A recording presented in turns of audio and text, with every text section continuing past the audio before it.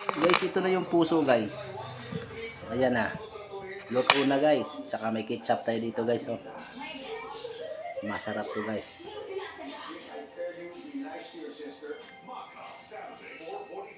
Mm. Okay.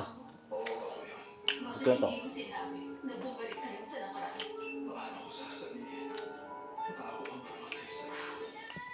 Bale yung ginawa ko dito pala guys, ano.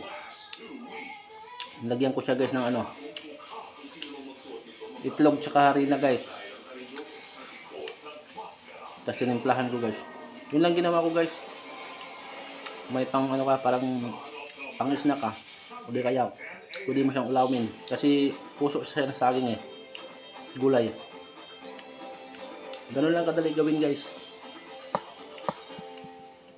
Ayos na ayos.